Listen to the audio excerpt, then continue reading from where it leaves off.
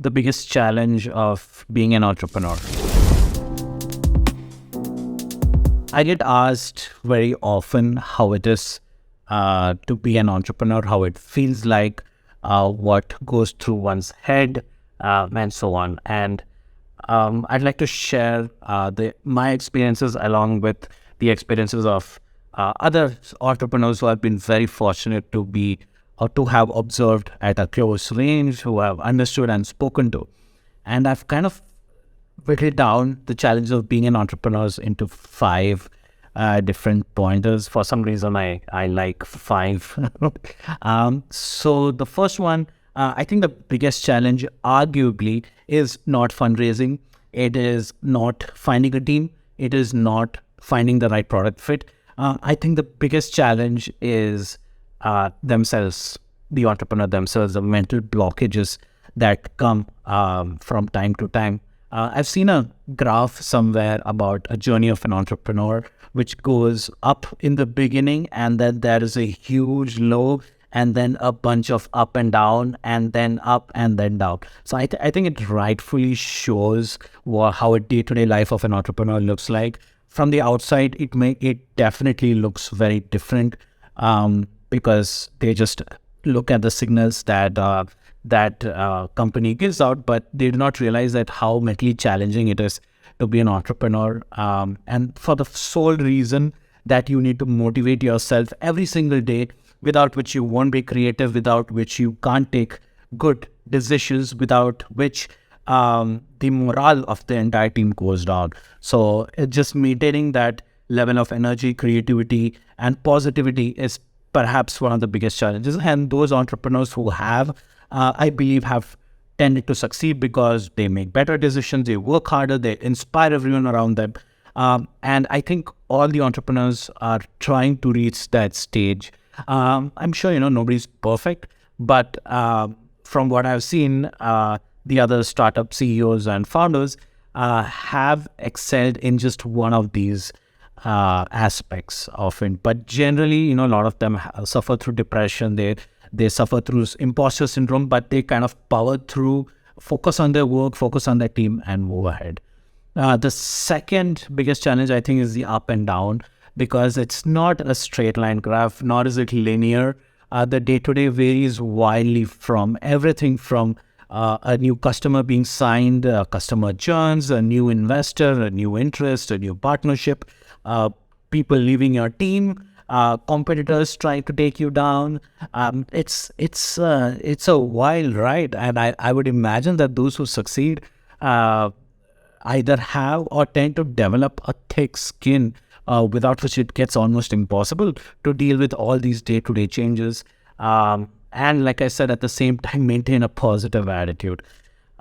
This kind of leads into my third challenge, which is the need to think 10 steps ahead, the need to play 4D chess day in and day out, to kind of figure out what's happening in your team, in your head, in the competitors, in the market, in the investors, in the shareholders, in the advisors. It just gets really crazy.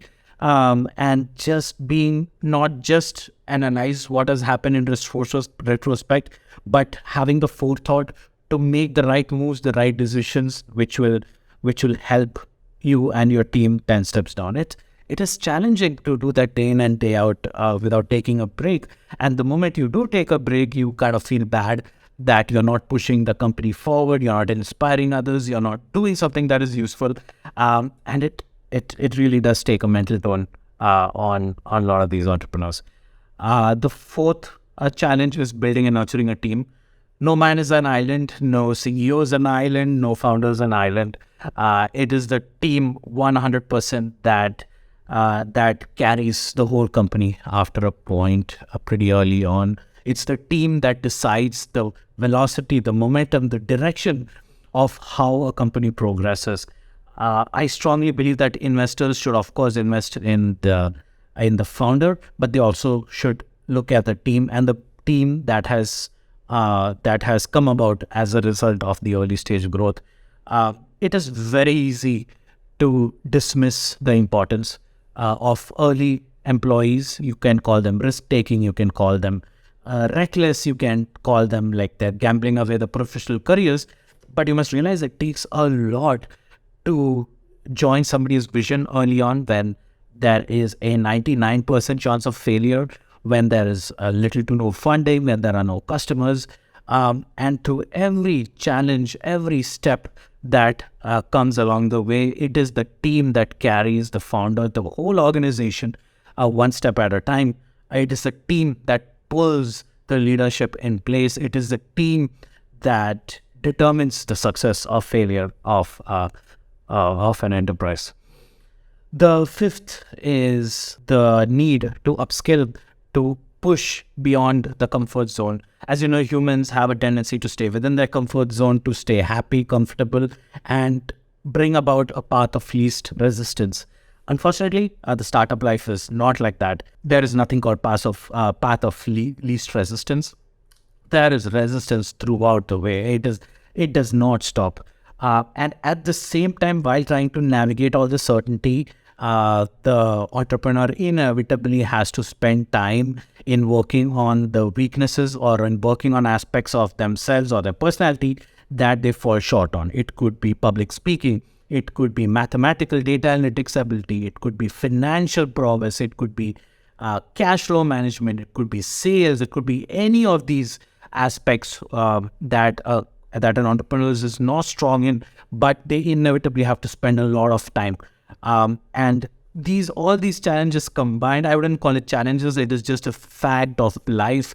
And I believe it's not just entrepreneurs. I think people, professionally speaking, a lot of ambitious people also face the same challenges, regardless of whether you're working on your own company, a startup, or a Fortune 100 company. But these challenges, I would like to reiterate, the mental blockage, the feeling of not being good enough, I think is the biggest challenge. If they can overcome that, then that is it. Then they would be unstoppable, and none of the other challenges will pale in comparison to the success of the entrepreneur.